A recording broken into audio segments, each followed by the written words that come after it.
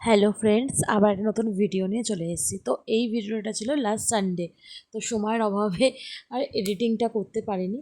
তো এখানে আমি সকালবেলা ছাদে দাঁত মাজতে মাজতে চলে এসেছিলাম।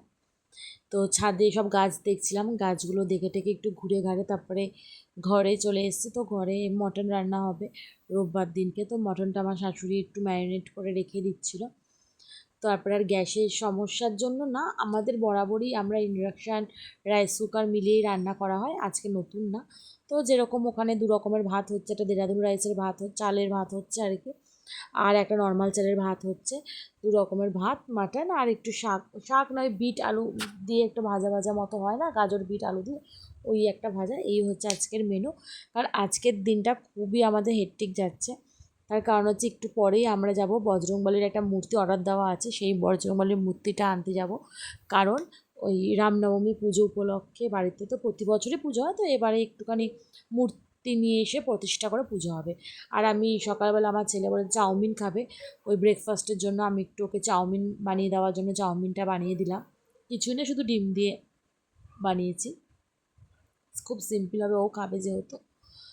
আর এখানে মাটনটা দেখো বসিয়ে দিয়েছে কড়াইতে, কষাচ্ছে। তো এই সমস্ত কাজকর্মটা সেরে তারপরে আমরা যাব, ঠাকুর নিয়ে এসে স্নান করে খাবো, এই আমাদের প্ল্যান। আর বিকালবেলা শ্রীরামপুরে সবাই হয়তো এতক্ষণে জেনে গেছে, ত্রিবেণী বলে একটা নতুন মল উদ্বোধন হয়েছে, মানে ওপেন হয়েছে, রিওপেন না, ওপেন হয়েছে ত্রিবেণী মল বলে। এটা শ্রীরামপুর মাহেশের কাছেই, অ্যালকফ ফ্ল্যাটের সামনেটাতে, ওদেরই প্রজেক্ট যদিও এটা। তো সেইখানে যাওয়ার আছে। তো ফ্ল্যাটে সুমন বলছিল কারণ অ্যালকবে আমাদের যেহেতু ফ্ল্যাট আছে, ওখানে সুমন বলছিল থাকতে, কিন্তু আমি থাকিনি আর। এই ঠাকুর আনতে যাব, আবার ফ্ল্যাটে যাব, আবার খাবো, একেবারে বিকালবেলায় আমরা সবাই এখান থেকে বেরোবো। তো আছে শাশুড়িকেও নিয়ে যাবো, ওনারাও একটু দেখা হবে। তো দেখো এখানে চলে এসেছি ঠাকুর আনতে। ওয়েদারটা খুবই ভালো ছিল, সানি ছিল না, একটুখানি মানে হালকা একটু মেঘলা মেঘলা ব্যাপারটা ছিল, ওই জন্য রোদ্দুরটা লাগছিল না। আমি টোটো রিজার্ভ করে আমরা এসেছিলাম।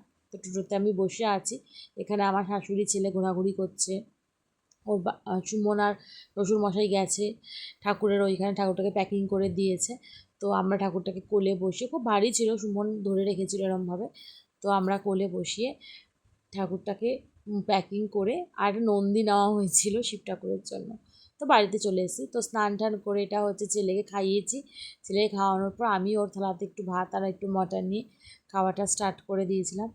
দুপুরবেলা খেয়ে একটা ভাত ঘুম দিলাম, কারণ সানডে ছাড়া অফিস যাই যেহেতু, সানডে ছাড়া টাইম থাকে না শোয়ার।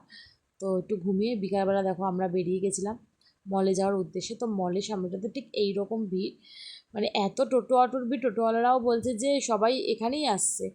তো দেখতে তো খুবই ভালো লাগছে, কাছাকাছির মধ্যে এরকম মল আমাদের ছিল না।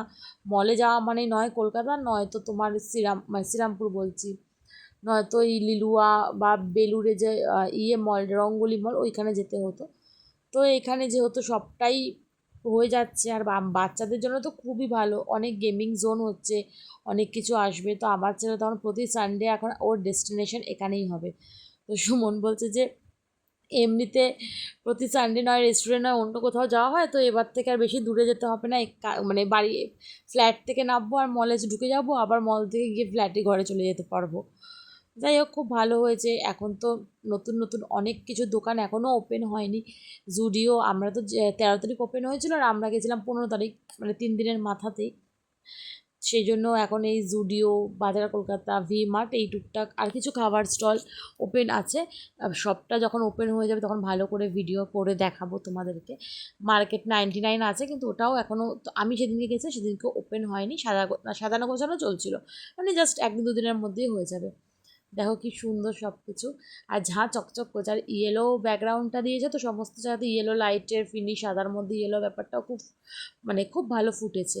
পুরো 7 তলা মলটা আছে, ভালো টাইম পাস করানোর জন্য কাছে পিঠের মধ্যে একটা খুব ভালো জায়গা হয়ে গেল। আর এত বড় মল তো ছিলও না আমাদের, মনে হয় না মানে এদিকে কোথাও আছে এত বড় মল হুগলি ডিস্ট্রিক্টে। তো এটা সব থেকে বড় মল হুগলি ডিস্ট্রিক্টে। তো এইভাবেই রোববার দিনটা সেলিব্রেট করলাম। রোববার দিনটা এইভাবেই কেটে গেল, কিছু কেনাকাটি করিনি, শুধু খেয়েছি। আমার ছেলে আইসক্রিম খেয়েছে, আর আমার শাশুড়ি ধোসা খেয়েছে। আর এখানে কনসার্টও হচ্ছিলো, মানে অল টোটাল খুব ভালো কেটেছে সানডেটা।